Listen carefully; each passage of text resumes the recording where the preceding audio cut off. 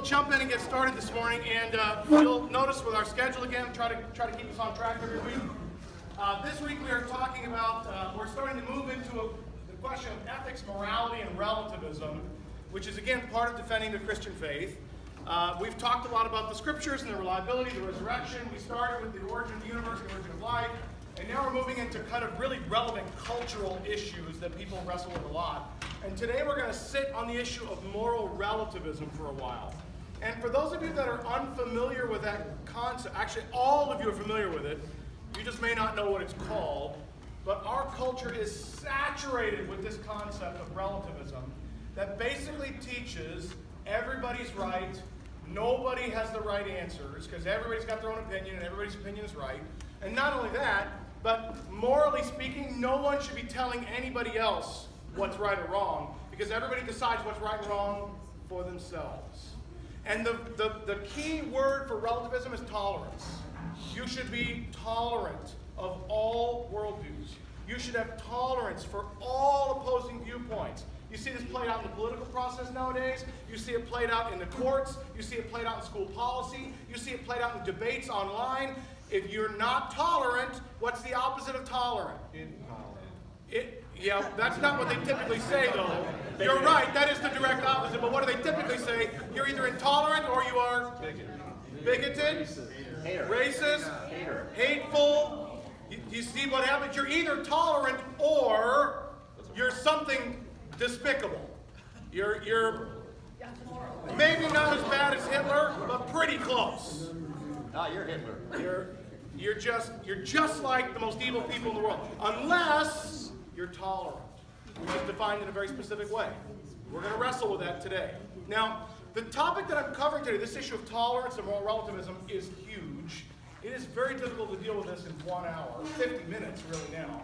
But we're going to try to wrestle this to the ground in a very quick fashion, because there are some kinds of philosophical arguments that are so blatantly ridiculous and no one even sees it. What happens is the people making the argument, it's like they're sitting on a tree branch, but what they're doing is when they're making their argument, they're actually sawing off the branch they're sitting on. And this issue of moral relativism and tolerance is just like that. In order to advance this argument, you have to saw off the branch you're sitting on, which means that your argument self-destructs and you end up in a morass of foolishness that no one actually tries to live out. We talk this way. I want you to keep this in mind. People talk this way, but they don't actually live this way, thank God.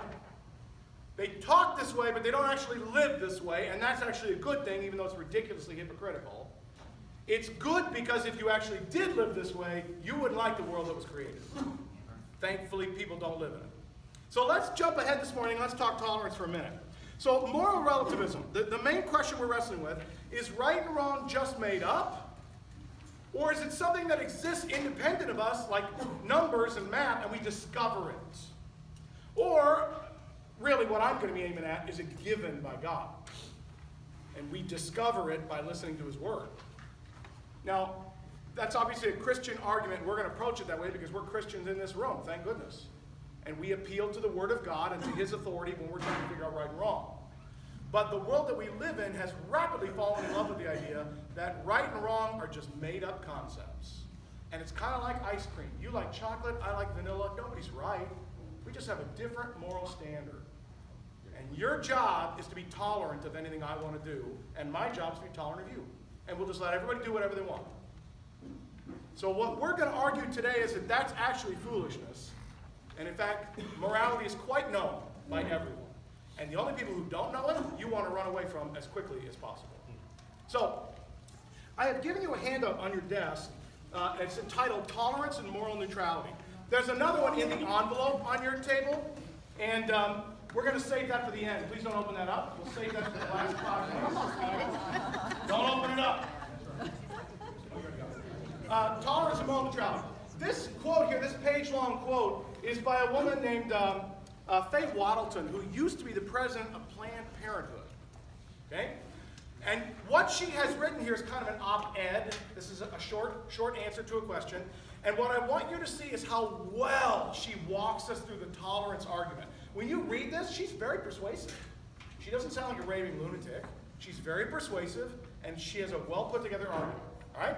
So just follow along quickly. Again, I apologize for reading it to you, but I want to move quickly this morning.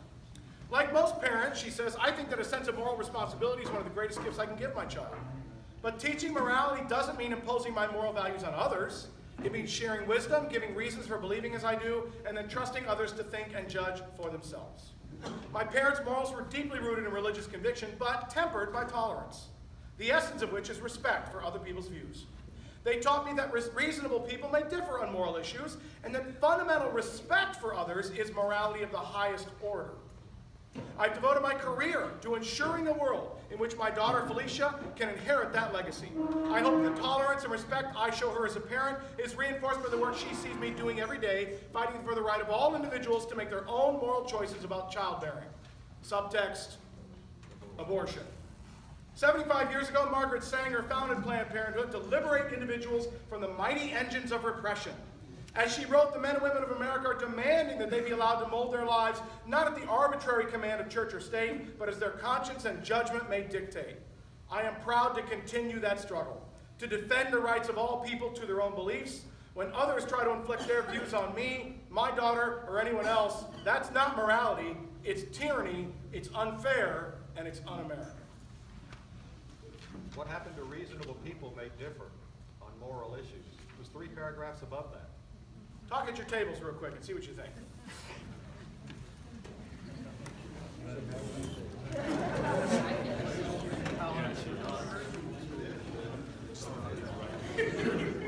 Well, that's where you saw the branch off, is because to be completely tolerant means that you accept everything that happens to you. And if I decide to hurt you, well, you offended me, so I hurt you, and this is my right. Well, no, you can't. Well, yes, I can, because it just. Oh, and you don't exist. My mother, one of the things that my sister put is the way that our mother raised us was essentially, don't be rude. Which is not the same as being tolerant. Well, they're very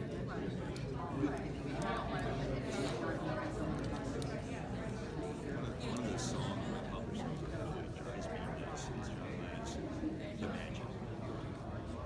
It's drives me up the wall. Such a nihilistic, let's turn everybody into gut chewing ruminants. Let's all be killed. Nothing to live and fight for. Or nothing to kill us. Everything is okay. Sorry? I don't like Steve Miller Band either. I can't.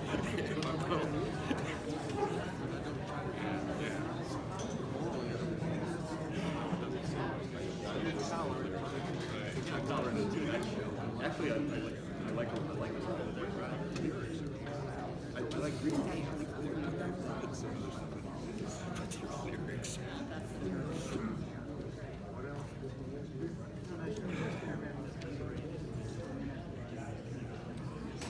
It's well, the problem you run into is you cannot reason.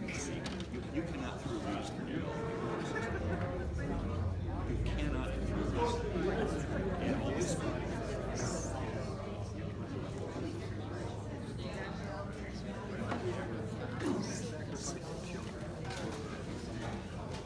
Sure.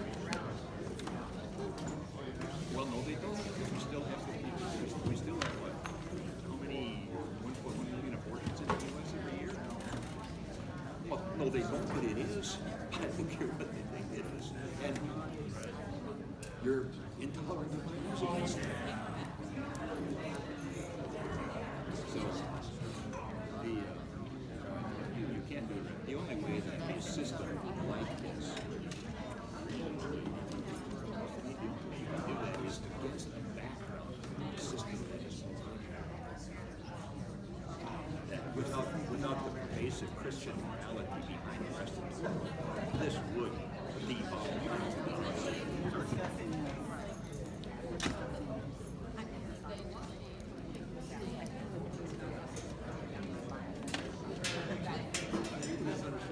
We have Bibles, we have pens.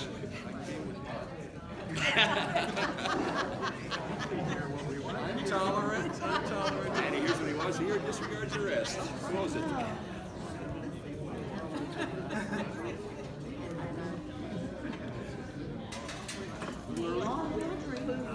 Early for me, but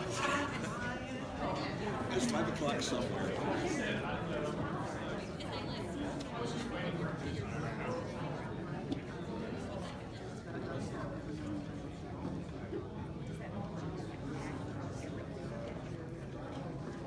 Well, yes, sir. All right.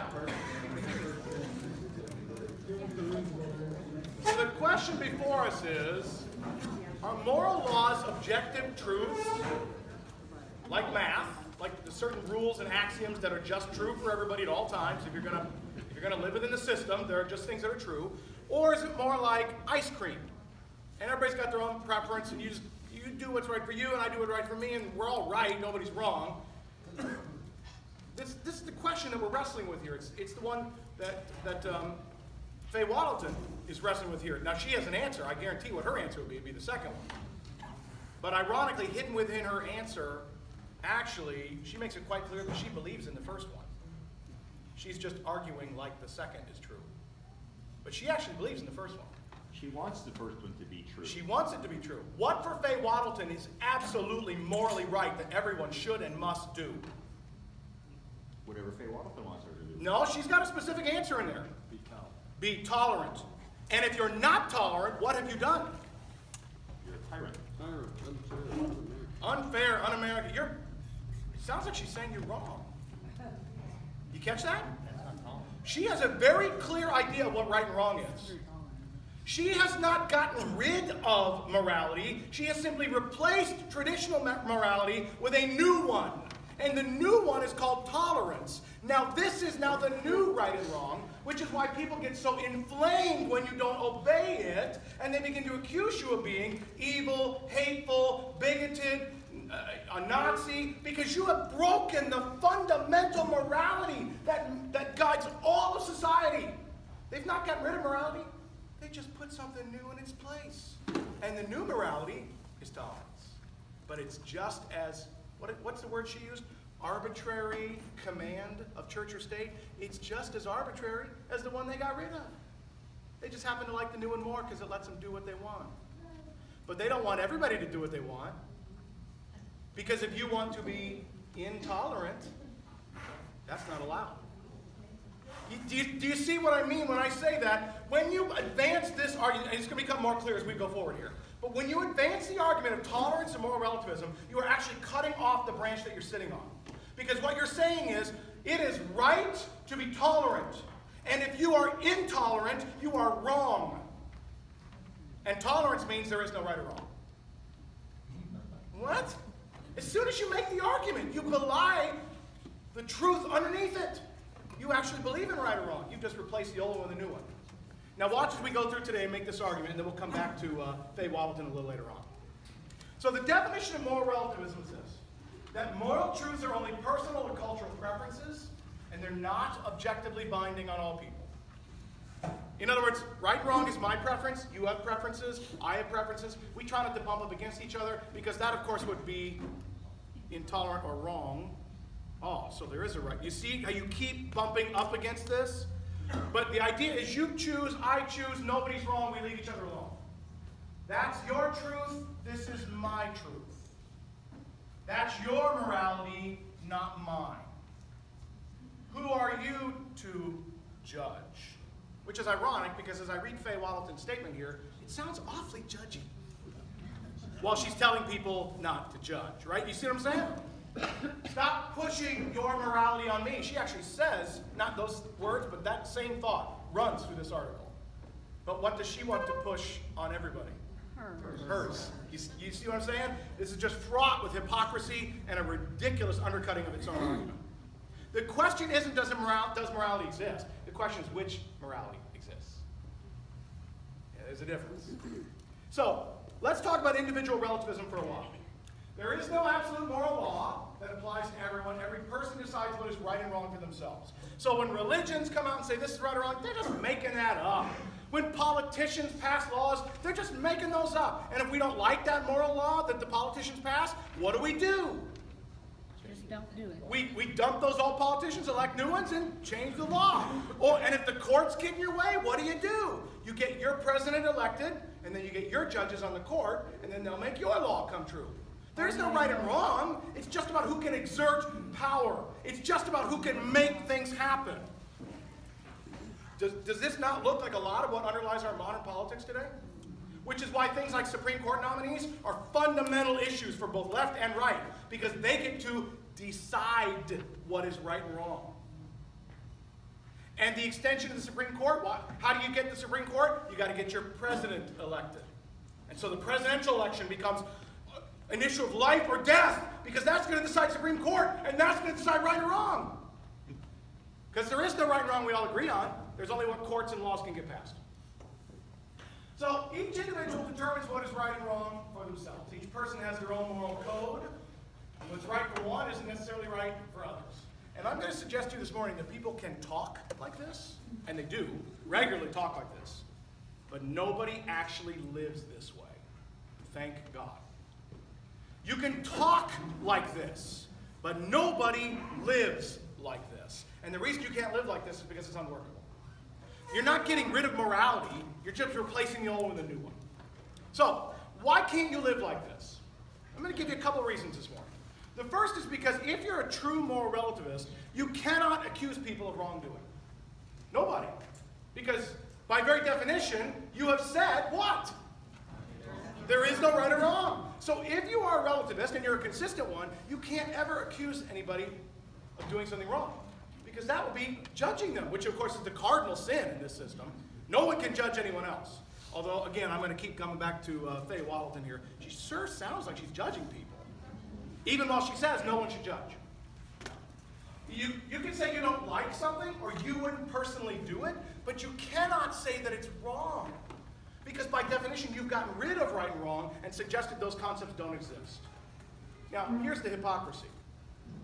But we regularly do say things are wrong. Even your most ardent relativist, like Faye Waddleton here, is going to clearly condemn things that she believes are wrong.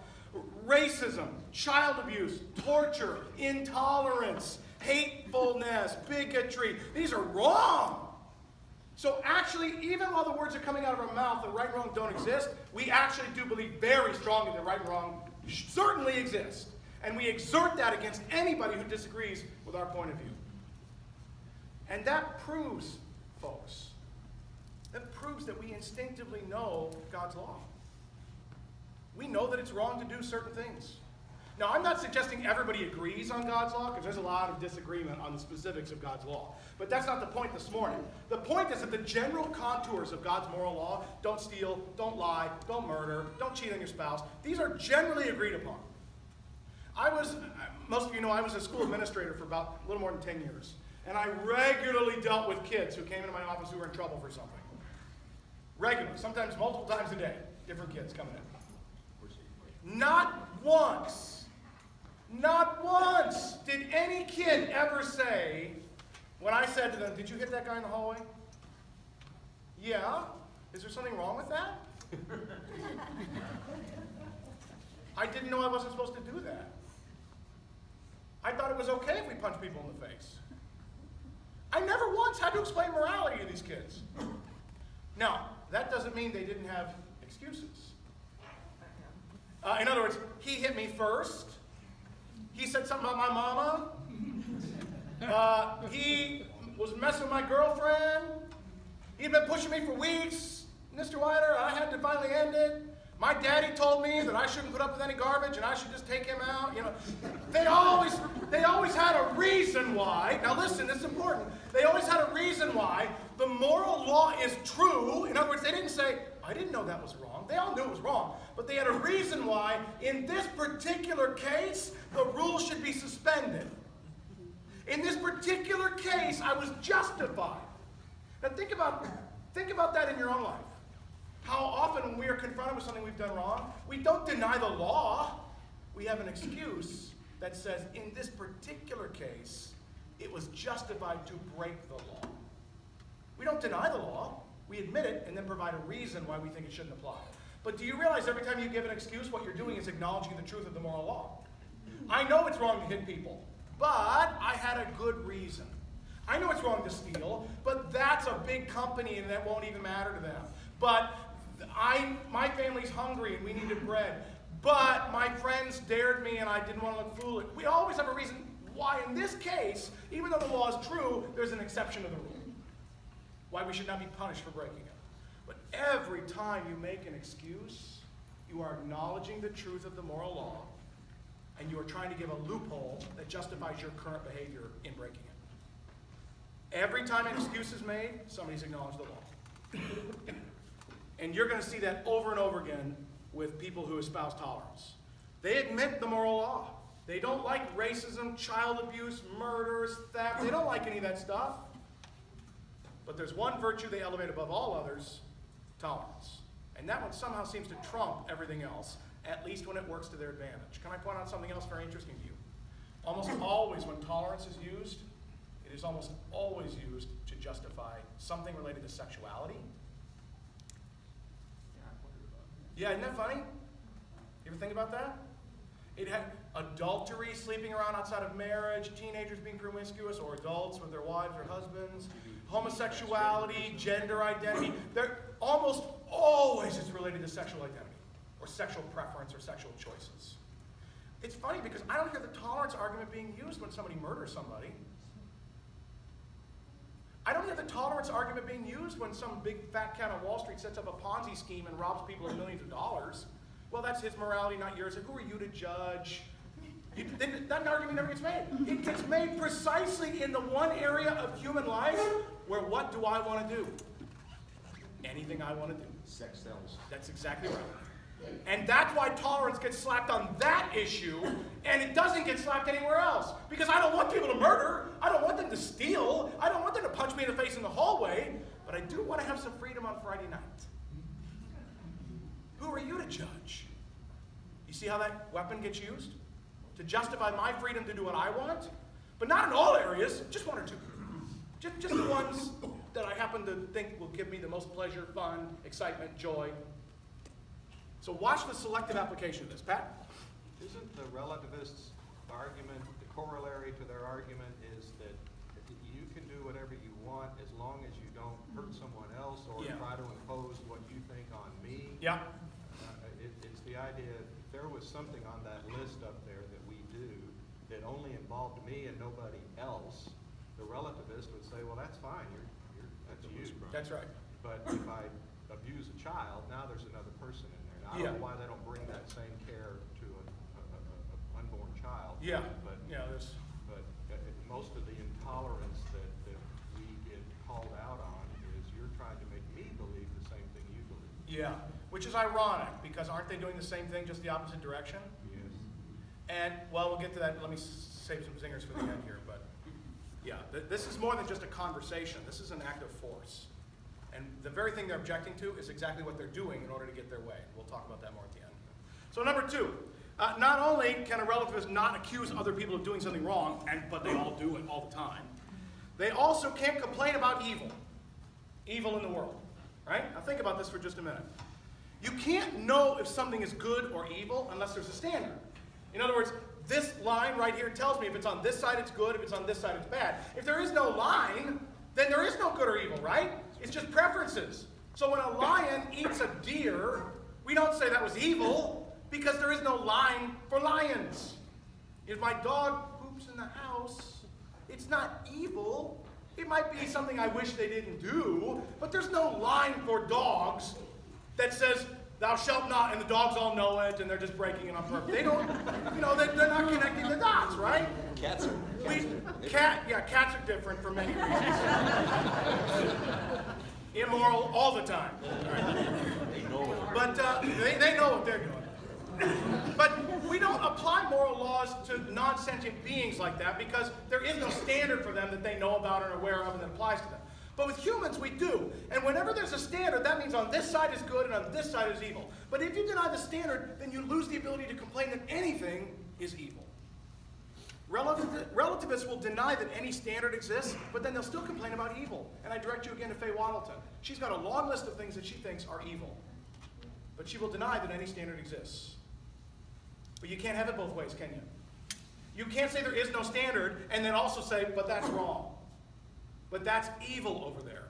And what's really ironic is when we do complain about evil, when we call people out for wrongdoing, we are actually showing that we instinctively know what is right and wrong. We instinctively know what is good or evil. We instinctively know where the line is. And when somebody crosses it, we call them on it. We do it all the time. Even if it's just my wife and I in the car listening to a radio show, we talk to each other and we call them on it. Right? We're always calling people on it. You crossed the line. You went too far. You messed up. We all happen to know that. And we got a good reason why it doesn't apply in our case. But for everybody else, we know when they crossed the line. Ironically, and I want you to think about this for just a minute too, isn't the existence of evil often used as a reason why God could not exist? How could he let evil be? How could there be a good and gracious God with so much evil in the world? But again, cutting the branch off that you're sitting on, if there is no God, then what else did you just throw out? Evil. You threw out good and evil. Because good and evil doesn't mean anything unless there's a God who gives it. When a lion kills a deer, it's not evil. When a lion eats a villager, it's not evil if there is no God. It's tragic. We're sad about it. We wish it didn't happen, but that's just a personal preference. The lion's quite content. As soon as you admit that evil exists, then you also admit that a standard exists, but where did you get the standard if there is no God?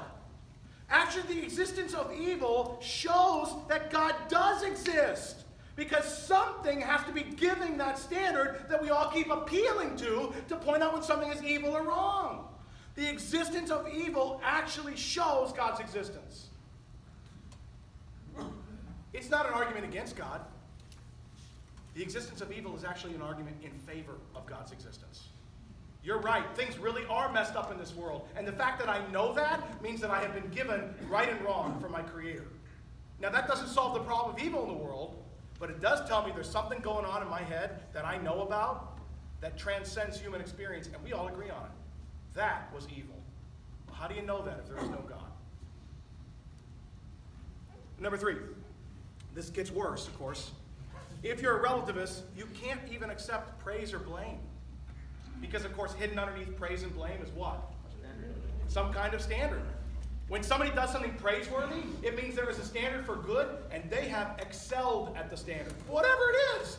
Test scores, choir leadership, non-profit organizational ability. There's a standard, and you have done an excellent job at it. And for most things, we make up the standard, right? Like business, we set standards in our companies. We expect people to sell. That's a made-up standard.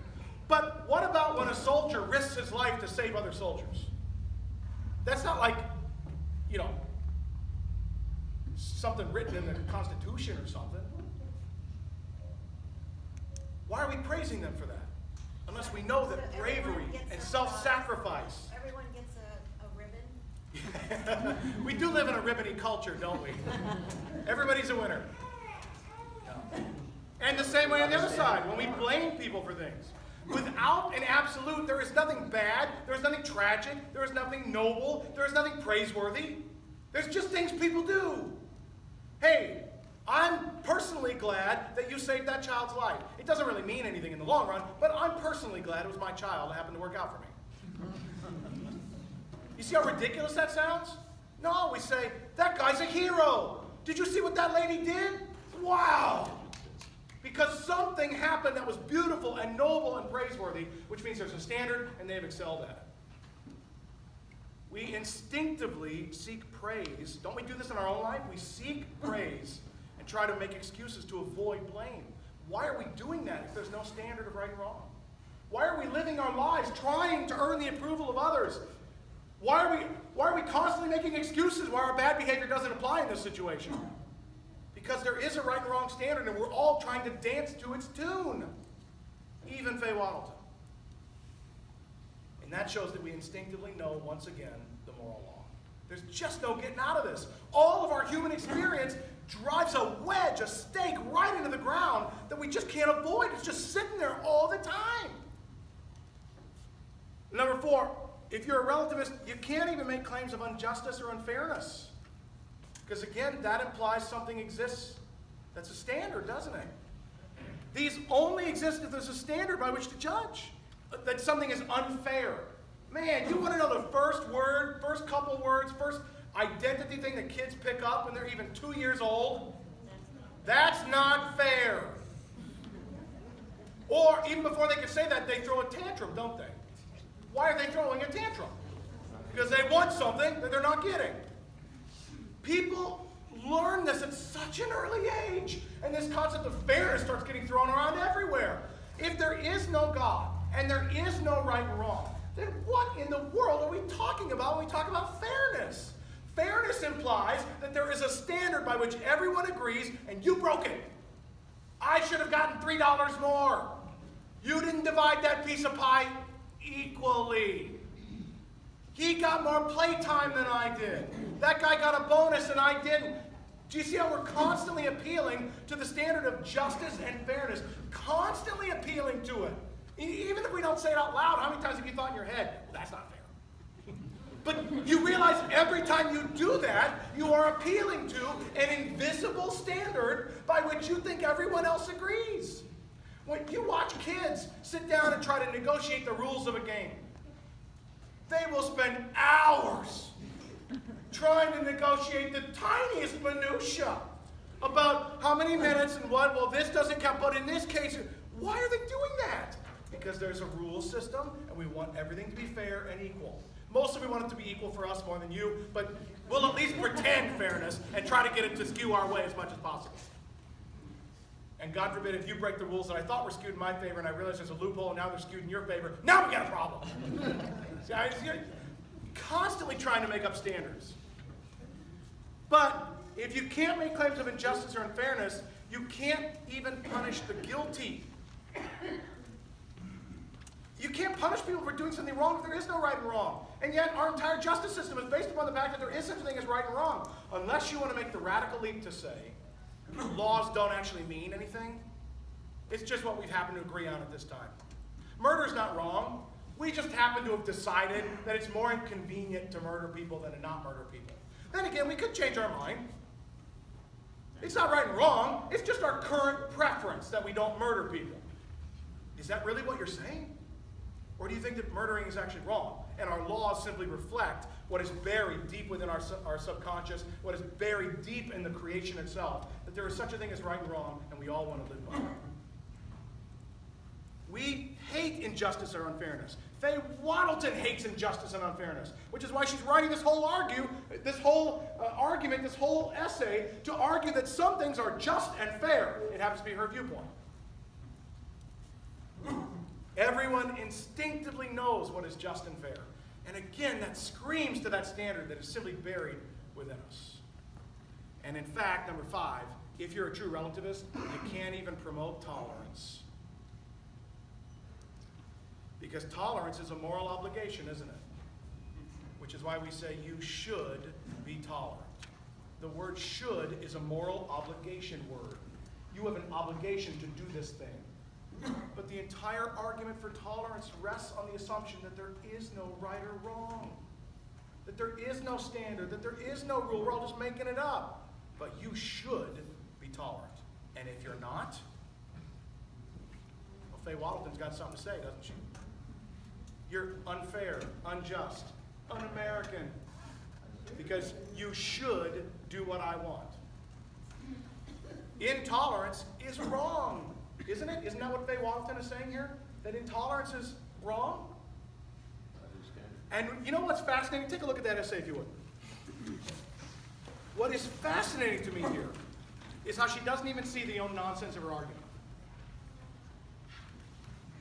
So take a look at the third paragraph. Third paragraph. I've devoted my career. What career is that, by the way? What is she the head of? When is she writing this? Planned Parenthood. And what does Planned Parenthood do with its lobbying and marketing arm? What do they try to do in this country? Besides provide abortion services and health care for women. What does Planned Parenthood do in its lobbying and marketing arm in this country? What do they advance? What? Women's rights. And how do they do that? They just talk about it a lot? How do you advance a cause in America? You have lobbyists. What is the point of a lobbyist? Influence law. To get laws passed. So I'm sorry. I have devoted my career to ensuring the world of tolerance by doing what? Getting laws passed in my favor, which is ironic if there is no right and wrong. I've devoted my career to ensuring a world in which my daughter Felicia can inherit that legacy of tolerance, etc. I hope the tolerance and respect I show her as a parent is reinforced by the work she sees me doing every day. Now just think about that for a minute. I think she's a liar. I don't think she knows she's a liar, but I think she's a liar. Because I have a feeling when she brought her daughter Felicia into the grocery store and Felicia grabbed a candy bar off the store aisle, she didn't say to her daughter, "Sweetie, I need to tell you something. I don't personally like stealing. You need to make up your own mind about that." But the people in the store get angry. They just make up these rules. They don't mean anything. But, you know, you need to decide for yourself what is right and wrong in this situation. I personally wouldn't steal. I hope that you come to your own understanding of right and wrong and put the candy bar back. Or not, whichever you decide. That's what they say about religion. What? In other words, does any parent that way? Well, some do, but their kids usually end up in foster care pretty soon. Sweetie, you do whatever you want. I'm not going to pay any attention. I'm going to do some modeling for you, but you decide whatever's right for you, and I'm just going to get busy with my own life here. Actually, what would we call that kind of a parent? We'd say they were negligent. What is the whole job of parenting your children? To brainwash them into obeying a certain set of right and wrong. Now, different parents have different systems that they're brainwashing their kids with, but every parent is brainwashing right and wrong into their children. And Faye Waddleton is going to suggest that she doesn't do that with Felicia. She simply models and hopes Felicia makes her own choices, and I'm suggesting she's lying. You can't parent that way. The sinful impulse in children is so strong and overwhelming that if you don't brainwash them, their sin will overpower you and everyone else in their life. And you will start getting calls from the school. And the police, eventually. You see, nobody lives that way. They talk that way, but they don't live that way. That's why this is just nonsense. There's always a set of underlying values that's being pushed on people. And this system self-destructs as soon as you try to promote it. There is no right and wrong. That's your opinion. This is my opinion. You should be tolerant. Wait a minute. You just smuggled in right and wrong. You smuggled it in the back door. You just got rid of my morality, replaced it with yours, said there was no morality, and then gave me yours and said I have to obey it. And if I don't obey it, I'm unjust, un-American, and intolerant. It's a self-destructing system. As soon as you advance the argument that morality doesn't exist, the entire thing self-destructs when the next word out of your mouth is an instruction for anything to do. You can't say anything. The only way you can advance this argument, honestly, is to say there is no right and wrong, and then stop talking. Because as soon as you say you should, or you shouldn't, as soon as you do that, you just brought morality right back in again. And every one of these tolerance mongers on the internet, on Facebook, on the news media, on the political world, writing their articles, every one of them says, don't push your morality on me because you should be like this, which is just stunning. Relativists deny their own virtue of tolerance whenever they are intolerant of non-relativists. I don't happen to agree with you, but it's okay for you to be intolerant of me, but I can't be intolerant of anything that you believe. Do you realize the ridiculous double standard inherent within this system? Tolerance is the ultimate virtue. Tolerance of my beliefs, not yours. So let me ask you this. What does a person look like who actually lives out relativism? What does a person look like who actually does what this system says and is consistent with it? Open up your envelope.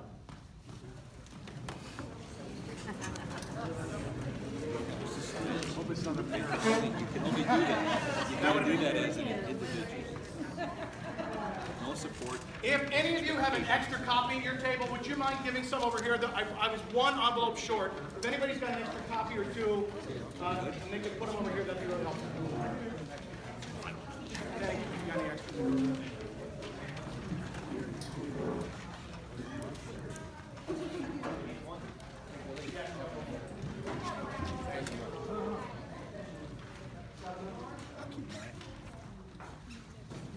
Take a read here with your table group.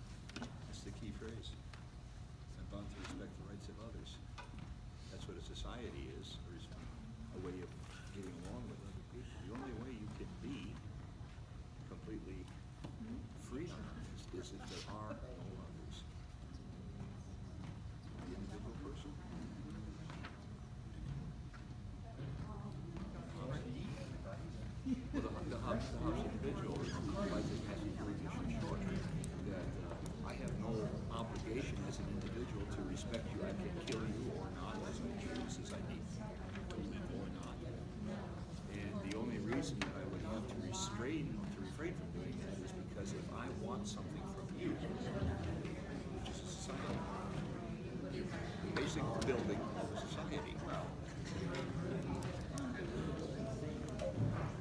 So live on your own. Do your own hunting and gathering. Do your shelter, make your clothes, do everything. All by you, only on you. No reliance or dependence on anybody else. Good luck.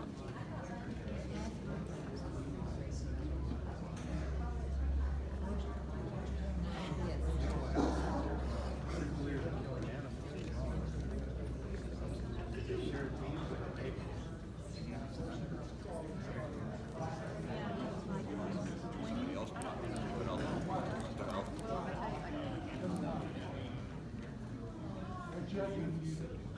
Yeah, he was.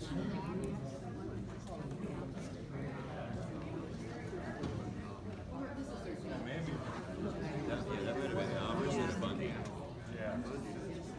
Which I've always wondered, why is animal life sacred? Simple animals, but not plants.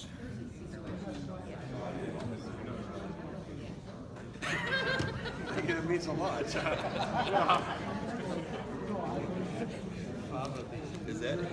Is that really was that a good compliment, or was that really a compliment?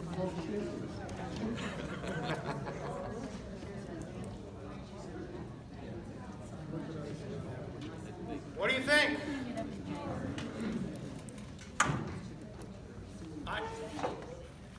Can I tell you the truth? Ted Bundy is right on. Oh yeah. Now, don't misunderstand me. I'm not saying he's right. I'm saying he's consistent. If you're going to argue that right and wrong is simply made up, and it doesn't really exist, then how in the world are you going to contradict his argument? Because he just follows it to its extreme, doesn't he? He just says, well, if that's the case, then I can do whatever I want. And whether I go hunting and kill a pig or a deer, or kill people, what difference does it make? It's just hunting. I happen to enjoy it.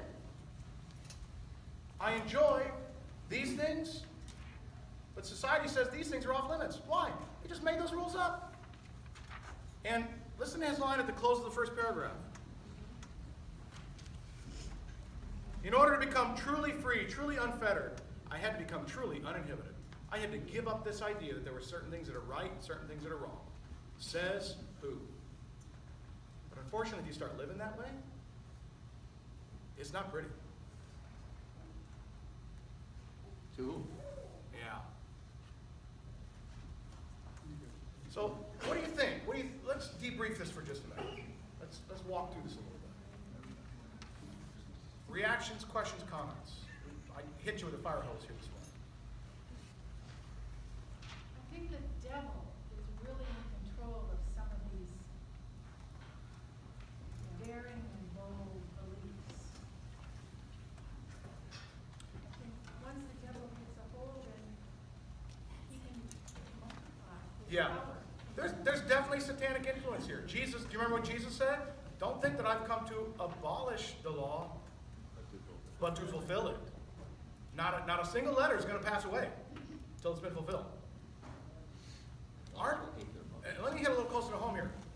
Aren't Christians sometimes guilty of this thinking too? Even in our Christian worldview of saying, because I'm forgiven and redeemed, therefore I am free. I don't have to worry about guilt or shame or fear anymore. I know God will forgive me. So I'll do whatever I want. That's this same thinking, only it's dressed in a Christian worldview. And again, I'm not suggesting everybody thinks like that, but there is a tendency, a satanic tendency, a temptation tendency, deep within our hearts, to find an excuse to why it doesn't apply in this situation, to find a reason why grace has allowed me to live however I want and do whatever I want. There's always a tendency to escape the bonds of the law and try to live freely. Yeah, Kathy. Pastor, and we were kind of sitting here comparing the two write-ups you gave us, and one, like you say, really is someone who has bought into that. And as you were saying, there's no standard, I kept thinking this woman set herself as a standard. That's right. But didn't. And I didn't think that you said what you did when we say what you just said so well as Christians, we have once again set ourselves as a standard. That's right. And by the grace of God. And the whole time from when we started, Bobby and I both turned to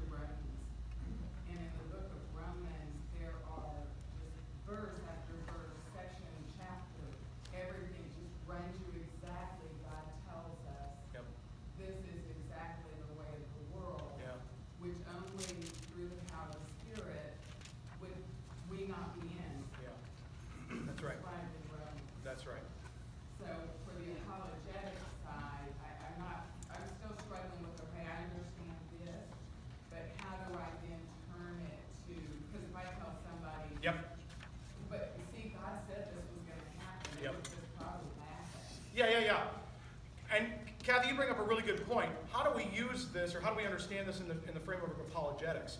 And one of the things I want to suggest to you this morning is that it's been booked by this title by Ravi Zacharias. Man Can't Live Without God. It's the title of the book. Because if you get rid of God, you have not just gotten rid of, some rules. You have actually created a world of evolutionary dog eat dog. There is no reason to follow any rules. Everyone is free to do whatever they want. Because if there is no God, then there is no morality. There is no justice. There is no salvation. There is no hell. There is nothing. We are just deers and lions. And may the best lion win or the fastest deer get away this time. Thomas Hobbes. Yes. Life in the state of nature is brutish, nasty, and short. If there is no God, then this is the state of nature, and we've just set up societies to try to make it at least a little bearable until we shuffle off this mortal coil.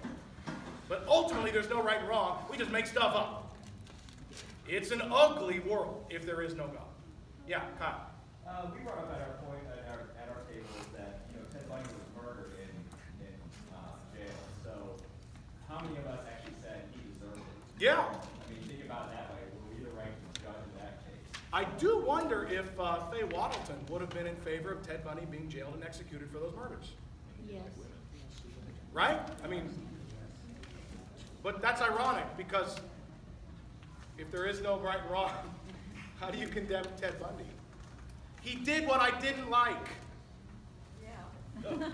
I would not have preferred for that to happen to me. I mean, you can say those kinds of things, but you can't say it was wrong. Yeah, Pastor. As you're talking about the evolutionary side of it, Yeah. that's Margaret Sanger. And Margaret Sanger was an ardent evolutionist. And the whole start of Planned Parenthood was eugenics. Yep. Essentially that African Americans should not be around. Yep. It was essentially to control the population of them. That's the foundation of Planned Parenthood. And so they actually do have that in their roots, and she wouldn't even acknowledge that. No, I'm sure she would. Yeah, the other thing that is interesting, relativism and rights do not go together. Because rights are just, well, as Ted Bundy said. If right and wrong is all made up, then so are things like the Constitution and the Bill of Rights. That's just made up. That just means a bunch of people happen to agree to say some stuff. But those people could change their minds, couldn't they? Which for us as Christians, and I think this is really a big challenge for us as American Christians, with our primary identity as being Christians, is, when all this stuff happened in Houston with the sermons and pastors had to give their sermons to the mayor, I was really disappointed with a lot of the pastors who were claiming their rights under the Constitution. Don't make it about our rights, because those actually do vary. Make it about what God says. Yeah. And so I'm going to stand firm on the Scripture, because that's my worldview. That's right. And so when we try to go under rights, we actually are switching the worldviews, and rights and relativism actually don't go together. Yeah. So let me end with this, and then we'll have a couple more points with our remaining minute or two. There actually is an argument for God's existence, to come back to what Kathy was asking a minute ago. There's an actual argument for God's existence. Again, we don't base our faith on arguments. Don't misunderstand me. But this is another way to approach this issue with people who aren't believers. Every law has a lawgiver. There is a moral law that we all know and follow intuitively and instinctively. We always recognize injustice. We decry unfairness. But if we're doing that all the time and we believe it actually means something, then that means there's a moral law giver. And what would we call that moral lawgiver? President Jefferson or Washington? No. God. The one who has established the law that we all know and we all appeal to and we all try to live by. And when we see others breaking it, we call them out on it. But every time we do that, we are acknowledging some kind of transcendent law that has been given from somewhere else. And that's the argument for the existence of God. God is the lawgiver. And that's why you know the law. There are a couple of hands real quick. Okay. Why would someone do this? Like, they knew they were going to go to jail. Because he enjoyed the thrill of whatever he was doing more than he feared jail. Yeah. Yeah, Janine. I think if you're arguing or defending the faith, it's